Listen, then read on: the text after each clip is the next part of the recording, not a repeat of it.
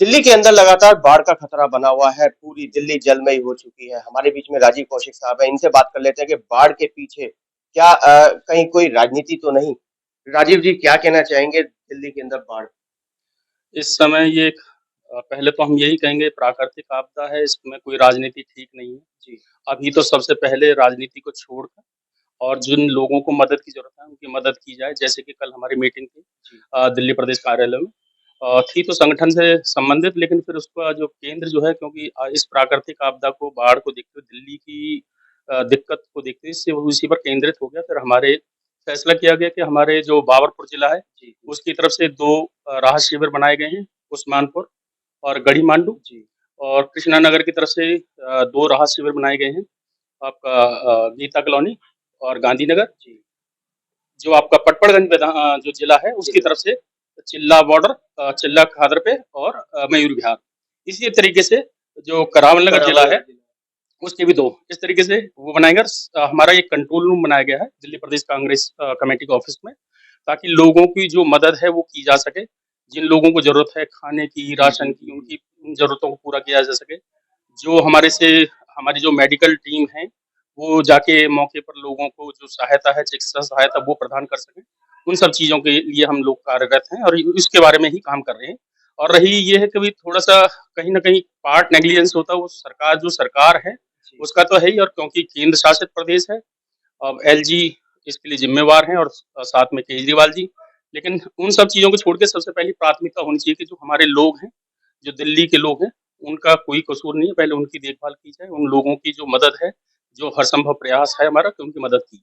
राजीव जी, बात करें दोनों पार्टियों की तो दोनों आपस में गेंद एक दूसरे पे उछाल रहे हैं। लेकिन समस्या दिल्ली वासी भुगत रहे हैं। ये तो पिछले आप देखें तो 2014 से ही चल रहा है। जी। मोदी जी केजरीवाल जी को ब्लेम देते हैं, केजरीवाल जी मोदी को मोदी ब्लेम को देते ब्लेम। हैं। तो और जैसे देख रहे हैं कि दिल्ली नगर निगम में बुरा हाल है, जी। जी। दिल्ली सरकार में बुरा हाल है। शीला दीक्षित जी थी, इतने काम हो गए, दिल्ली की काया पलट हो गई, जी। लेकिन जी। कभी राजनीति नहीं हुई। ना ये हुआ शीला दीक्षित जी ने कहा हो कभी मुझे काम नहीं करने दिया जा रहा। जैसे हमारे वाजपेयी जी प्रधानमंत्री थे, उन्होंने नहीं कहा कि अभी मुझे काम नहीं करने जी। दिया, तब काम चल रहा था। तो केजरीवाल जी अभी कहते हैं काम नहीं करने दे रहा। और वहीं उसी तरीके से मोदी जी का स्तर नहीं है कि वो इस तरीके के कामों में रुकावट डालें या कुछ भी करें, ये ठीक नहीं है। पहले दिल्ली का भला देखना चाहिए। दिल्ली की जनता ने केंद्र में मोदी जी को भेजा है और राज्य में केजरीवाल जी को भेजा है, तो दोनों मिलकर काम करें ना, दिल्ली का भलाई के लिए काम करें। कल देखने में आया पूरी दिल्ली जाम रही। आप खुद स्वयं दिल्ली फँस गए। मैं यहाँ से 9 बजे चला हूँ और 2 बजे दिल्ली प्रदेश कांग्रेस कार्यालय ऑफिस पहुँचा हूँ। जी। 5 घंटे मेरे को जाम में लगे। तो किसका फेलियर है? जी। ये दिल्ली पुलिस का फेलियर है। जी। वो व्यवस्था को नहीं सँभाल पाई। तो कहीं न कहीं सोचना चाहिए दोनों को। केजरीवाल जी भी वही है, बस अपना बैठे, प्रेस कॉन्फ्रेंस कर दी और वहाँ से अपना अमित शाह जी ने अपना कुछ जारी कर दिया। इन सब चीज़ों में सिर्फ़ खाना-पूर्ति हो रही है और दिल्ली वाले उसको पूरी तरीके से भुगत रहे हैं। जब दिल्ली पे मुसीबत आती है, केजरीवाल सरकार हाथ खड़े कर देते हैं और कहते हैं कि केंद्र सरकार आकर के सँभाले। हाँ, अभी केजरीवाल जी ने हाथ खड़े कर दिए हैं। जी। लेकिन उसमें रास्ता वही लोग दे रहे हैं, वो भी उसमें कभी अध्यादेश ले आते हैं। जी। तो दोनों मिलकर नूरा कुश्ती है इनकी, कुछ नहीं करना इन्होंने और सिर्फ़ जनता को परेशान करना है। दिल्ली की जनता जो है, अब पिछले जो 9 साल से इस चीज़ को भुगत रही है जी। और आगे आने वाले साल में शायद इसका जवाब देगी और बिल्कुल मुझे लगता है कि ज़रूर जवाब देगी। नाले साफ नहीं हुए, सीवर की सफाई वो नहीं हुई, कूड़ा उठा नहीं। अब तो ये बाढ़ आ गई है, तो इसमें तो और पैसे खा ही जाएँगे जी। लोग। जी। जी। उनके टेंडरिंग तो हो ही चुकी थी, अब दिखा देंगे कि हाँ जी, हो गए नाले साफ। बिल बन जाएँगे, सबके भुगतान हो जाएँगे, सरकारें अपना हिस्सा लेके अपनी जेब में बैठ जाएँगी। ऐसे में बात करें कांग्रेस पार्टी, तो कांग्रेस पार्टी ने राहत शिविर के अलावा और कुछ तैयारी? अभी राहत शिविर और यही तैयारी है, क्योंकि हम प्रशासनिक स्तर पर हमारा कोई रोल नहीं है कि जी। हम जी। कोई जी। कर सकें। हम अपने कार्यकर्ता और अपनी जो हमारी फ्रंटल ऑर्गेनाइज़ेशन है, उनके उनके दम पर हम ये कार्य कर रहे हैं। चाहे वो राहत शिविर चलाना हो, चाहे मेडिकल एड देना जी। हो। जी। तो इस तरीके की ये तो हमारे कार्यकर्ताओं के स्तर पर हो रहा है, जो हमारे निर्देश जारी हैं, तो जो अपने प्रदेश अध्यक्ष जी की तरफ से या हमारे ऑल इंडिया कांग्रेस कमेटी की तरफ से, उनके हिसाब से हम काम कर रहे हैं। राजीव जी, मानसून आता था जब कांग्रेस की सरकार थी, तो मानसून आने से पहले कांग्रेस पार्टी पूरी तरीके से तैयारी कर लेती थी। लेकिन दिल्ली सरकार तो बिल्कुल आँख बंद करके बैठी रही। एक तो पहले इतनी बारिश नहीं हुई। दूसरा क्या है कि ये पहले भी हाथ धरे-धरे बैठे रहते थे, तो कुछ होता नहीं था। जी।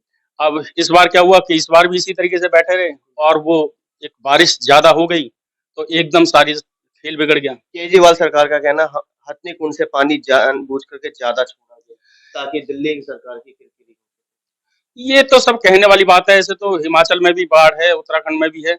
अब वहां से जब बैराज बने गए हैं तो वो पानी तो आगे आएगा ही आएगा। ये अभी नहीं आ रहा, पहले भी आता रहा है। कोई पहली बार तो पानी नहीं छोड़ा जा रहा और पहली बार कोई मुख्यमंत्री है। लेकिन हाँ, ये पहली बार है कि कोई मुख्यमंत्री इस चीज का बहाना ले रहा है कि जी पीछे से पानी छोड़ दिया गया इसलिए दिल्ली डूब रही है। ये सिर्फ बहानेबाजी है। फेलियर किसको कहेंगे? फेलियर दोनों का है, मोदी केजरीवाल का और मोदी का, दोनों का। केजरीवाल का पहले क्योंकि दिल्ली में उनकी सरकार है, चुनी हुई सरकार है, वो क्या कर रही है। अभी तक दिल्ली के अंदर समर वैकेंट और विंटर वैकेंट की छुट्टी होती थी, अब तो मॉनसून वैकेंट की। हाँ, ये इन्होंने ये भी पहली बार है कि अब इन्होंने एक मॉनसून जो जैसे समर वैकेशन होता है, मॉनसून वैकेशन स्टार्ट कर दिया है। और मुझे लगता है कि अगर ये इसी स्तर पर इतनी तेजी से काम कर रही है, आगे आगे भी 2025 तक तो भी यही है, तो शायद अगली बार भी इसी तरीके की छुट्टियों का सामना करना पड़े। राजीव जी, श्रावण मास पर सभी भोलों को क्या शुभकामनाएं?